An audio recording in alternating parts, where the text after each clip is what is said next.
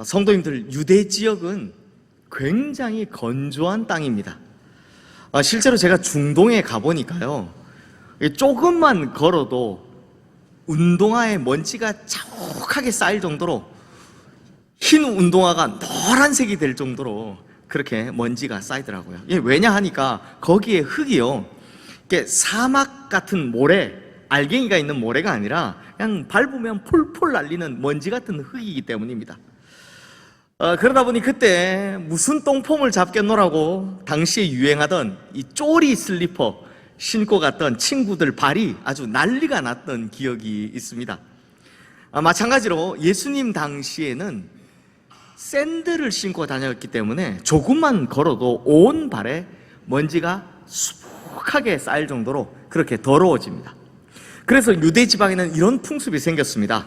어떤 집이든 들어오는 사람이 들어오면서 발을 씻을 수 있도록 그 집 문간에 물을 담아 놓은 항아리를 하나 준비해 놓는 겁니다.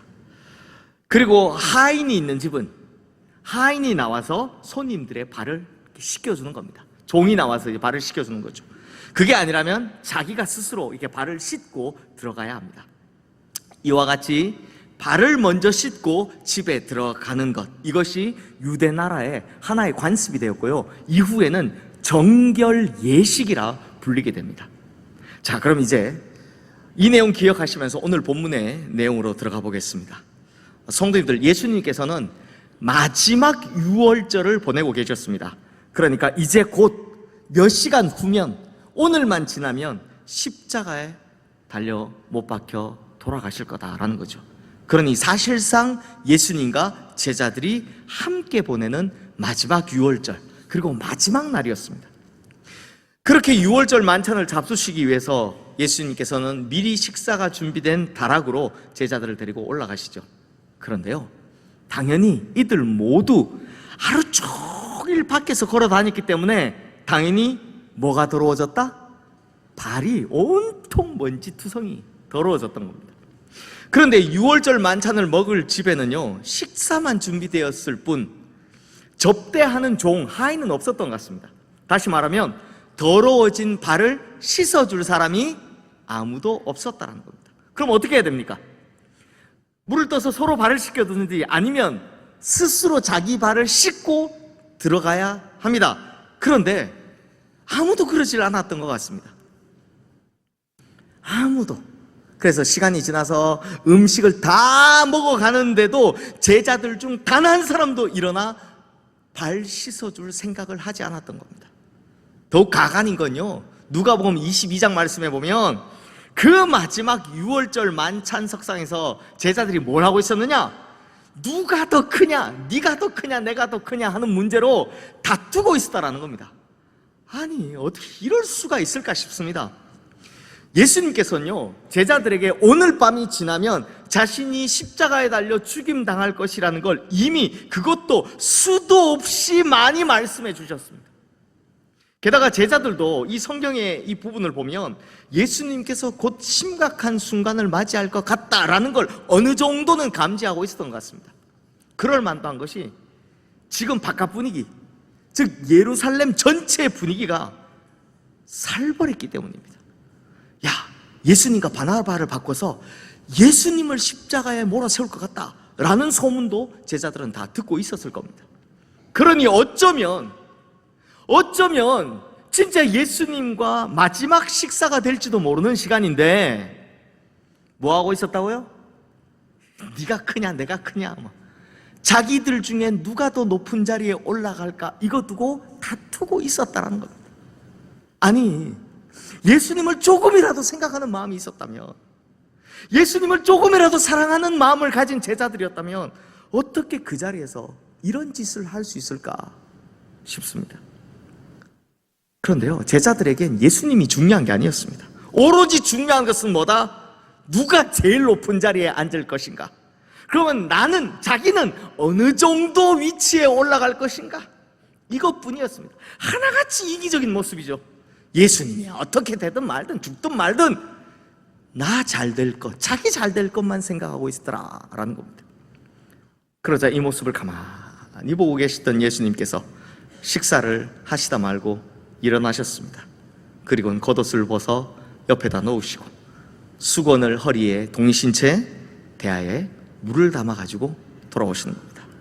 그리고 지금까지 아무도 하지 않았던 그 제자들의 발을 씻겨 주신 겁니다. 그러니 성도님들, 제가요 오늘 본문을 읽을 때마다 참 오묘한 감정이 듭니다. 수십 가지 생각이 듭니다.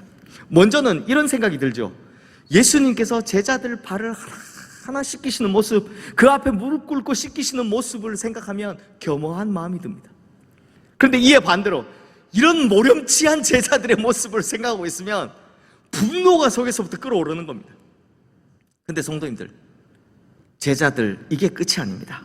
그 다음 제자들의 모습은요 더 큰 분노를 불러일으킵니다. 자, 한번 생각해 보십시오. 만약에요 우리 성도님들께서 지금 이 자리에 이 제자들의 입장이었다면 어떻게 하셨을까요? 제가 장담하건대 우리 성도님들이라면 예수님께서 겉옷을 탁 벗고 일어나셔서 대야에 물을 떠오시길래 뭐 하려고 저러시나 하고 의아하게 보고 있는데 갑자기 예수님께서 자기 발을 씻겨주시라 하신다? 그러면 보통 어떻게 하십니까? 적어도 예의가 있고 기본적인 상식이 있는 사람이라면 그냥 가만히 앉아 있겠습니까? 아니죠. 벌떡 일어나서 아이고 예수님, 아닙니다. 제가 미처 생각을 못했네요. 죄송합니다. 제가 먼저 발 씻겨드리겠습니다. 이 정도 하지 않을까요? 아마 제가 아는 우리 성도님들이라면 충분히 그러실 겁니다. 보통 다 그렇게 하니까요. 그런데 놀랍게도 이 제자들이 입으로는 예수님을 주님이라 부르고 하나님의 아들이라고 고백하면서도 하나같이 꼼짝도 안 합니다. 오히려 너나 할 것 없이 자기의 더러운 발을 다 예수님께 쭉 다 내밀고 있습니다. 성도님들, 앞서 말씀드린 것처럼 발 씻기는 일은 자기가 하지 않으면 원래 누가 하는 일이라고요? 누가 하는 일이라고요? 종이, 하인이 하는 일입니다. 종이 하는 일입니다. 그런데 자기들이 입으로는 주여 하나님의 아들이시오 라고 부르는 예수님께서 지금 종처럼 자기 앞에 무릎 꿇어 발을 씻기고 있는데 다들 쳐다만 보고 다 자기 발만 내밀고 있더라라는 겁니다.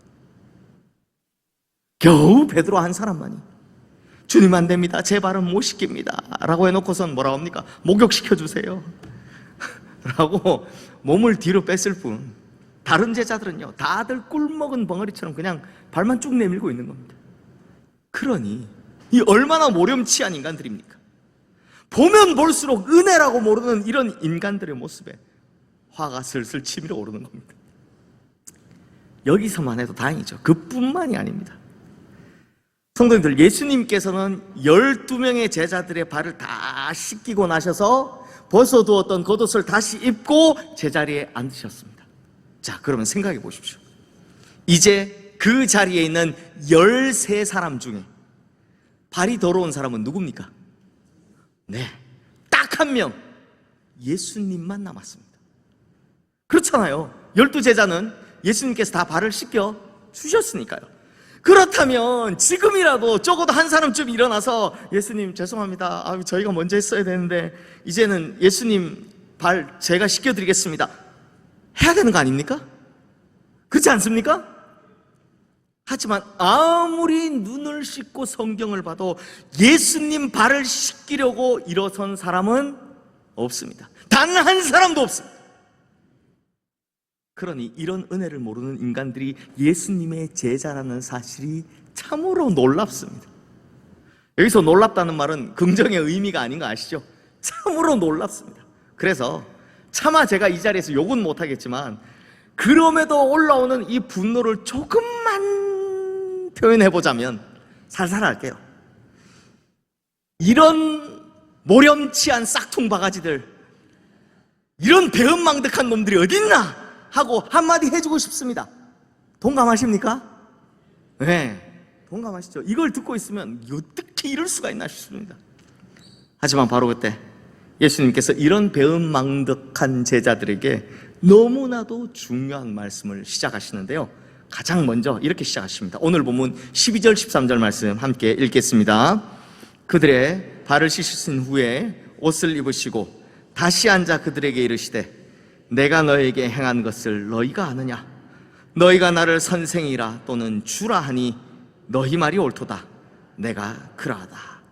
자, 성도님들, 제자들은 예수님을 랍비어라고 부르며 3년 동안을 쫓아다녔습니다. 그러니까 예수님이 자기들의 스승이다, 선생님이다라는 겁니다. 또 제자들은 예수님을 하나님의 아들로 믿었습니다. 그래서 이후엔 예수님을 주여, 주님이라고 부릅니다. 당시 주라는 말, 헬라어 아도나이는요, 하나님을 부르는, 오직 하나님께만 쓰이던 이름 같은 거였습니다. 하나님의 이름을 대신해 부르는 거였습니다. 그러니까 제자들은 예수님을 누구로 봤다는 겁니까? 하나님으로 봤다는 겁니다. 그러니 예수님께서는 너희가 나를 주와 선생으로 보았지. 그래? 맞아. 이 전제를 하고선 이제 그 다음 설명으로 넘어가시는 겁니다. 그리고 이번에는 예수님께서 자신이 제자들의 발을 씻기신 이유에 대해서 친절히 설명해 주시는데요, 오늘 보면 14절 15절 말씀 함께 읽겠습니다. 내가 주와 또는 선생이 되어 너희 발을 씻었으니 너희도 서로 발을 씻어주는 것이 옳으니라. 내가 너에게 행한 것 같이 너희도 행하게 하려 하여 본을 보였노라. 다시 말해, 주님이시여 선생인 내가 제자요 종인 너희들의 발을 씻겼다면 이제부터는 너희들도 서로의 발을 씻기는 것이 너무나 당연한 것 아니냐라는 말씀을 하시는 겁니다. 그리고 이어지는 16절 17절 말씀도 함께 읽겠습니다. 내가 진실로 진실로 너희에게 이르노니 종이 주인보다 크지 못하고 보냄을 받은 자가 보낸 자보다 크지 못하나니 너희가 이것을 알고 행하면 복이 있으리라. 아멘. 아마 성경 읽어보신 분들 이 부분 이해가 잘 안 되셨을 텐데 제가 이 말씀을 아주 쉽게 풀어서 이야기를 해보겠습니다. 자, 예를 한번 들어볼 텐데요, 성도님들, 만약에 제 질문 드리는 겁니다. 만약에 심부름을 보내는 사람과 심부름을 가는 사람이 있다면, 자, 다시요, 심부름을 가라고, 야 갔다 와 하고 보내는 사람과 예 알겠습니다 하고 심부름을 가는 사람이 있다면 둘 중에 누가 더 높은 사람입니까? 네, 당연히 심부름 보내는 사람이 더 높다는 건 천하 만민이 다 아는 상식입니다.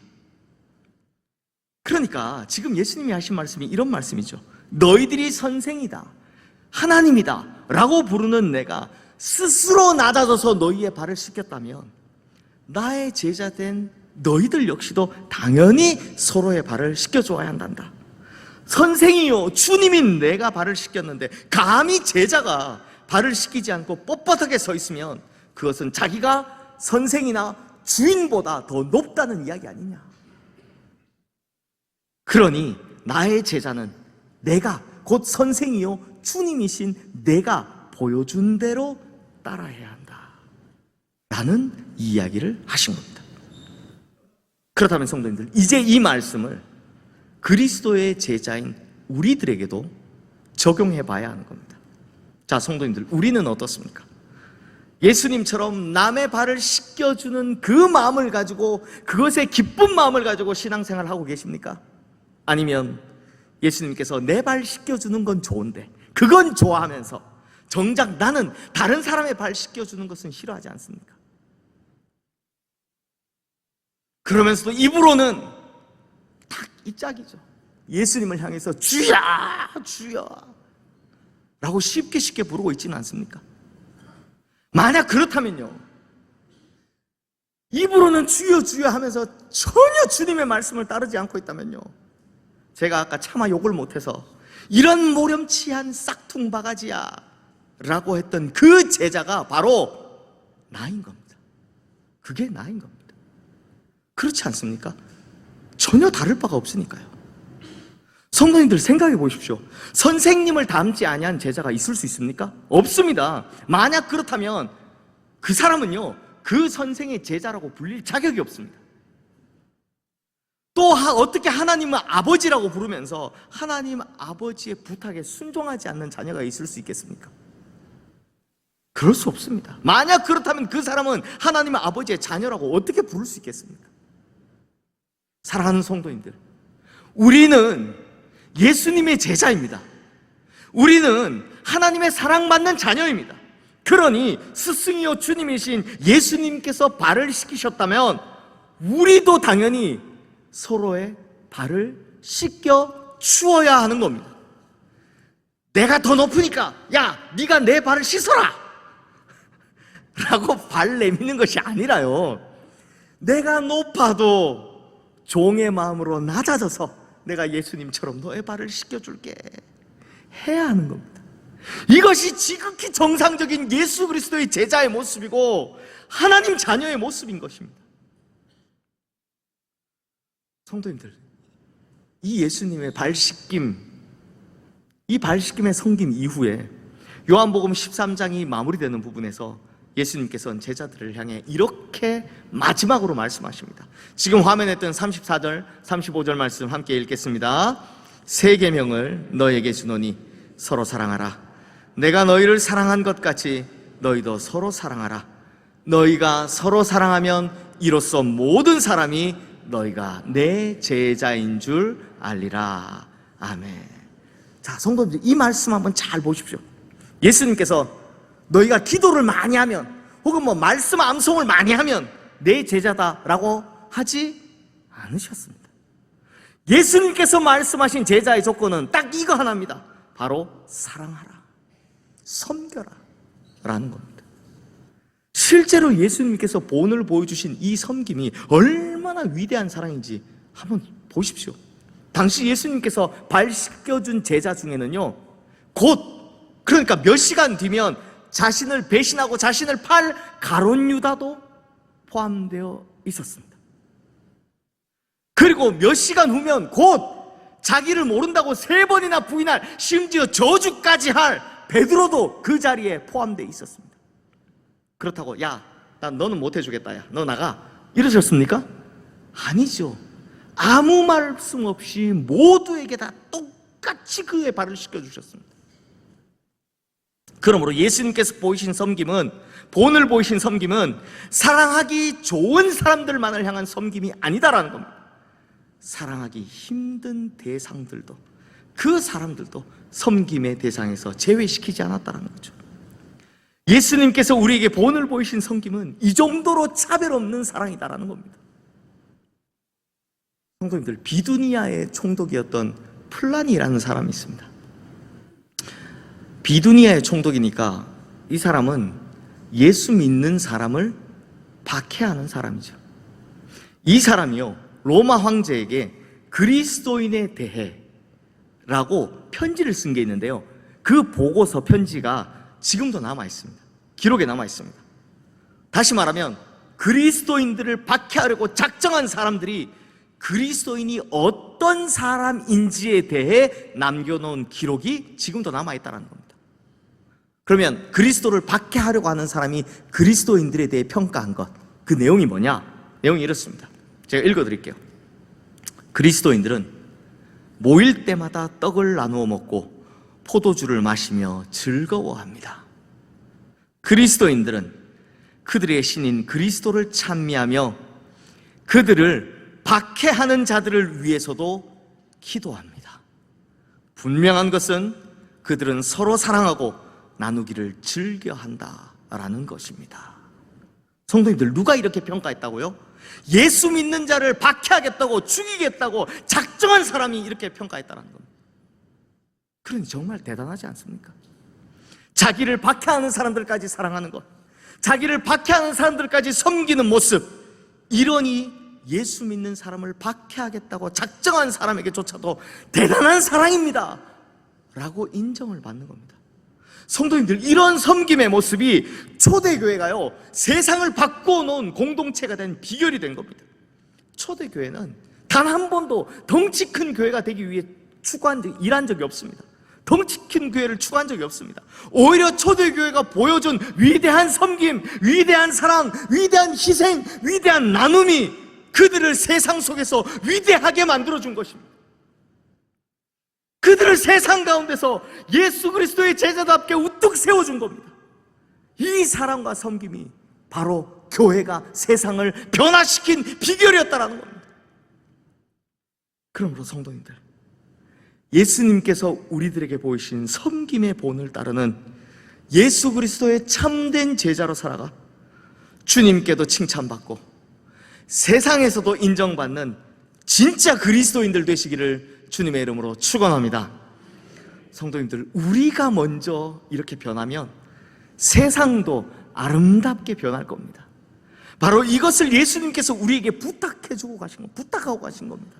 그러므로 예수 그리스도의 섬김의 본을 따라가는 진정한 예수 그리스도의 제자들이 되셔서 사랑의 나라인 하나님의 나라를 이 땅에서부터 이루어가는 천국 백성들 다 되시기를 주님의 이름으로 축원합니다. 기도하겠습니다. 하나님 아버지, 입으로만 주여 주여 부르짖을 뿐 주실 말씀대로 살아가지 않는 성도, 또 나의 유익을 위해서라면 예수님마저도 종처럼 부려먹을 성도, 혹은 예수님이 내 발 씻기시면 좋아하지만 내가 다른 이의 발을 씻어주는 것은 싫어서 혹은 자존심 때문에 절대 하지 않으려는 성도, 하나님, 이런 가짜 성도가 내가 되지 않게 하여 주시옵소서. 이제 주님께서 우리에게 보이신 섬김의 본을 따라 차별 없이 누구든 사랑하고 낮아짐으로 누구든 섬기며 살려 합니다. 그리하여 사랑의 나라인 하나님의 나라를 이 땅에서부터 이루어가는 진정한 예수 그리스도의 제자여 천국 백성들 다 되게 하여 주시옵소서. 사랑의 주요 섬김의 주이신 우리 주 예수 그리스도의 이름으로 기도드리옵나이다. 아멘.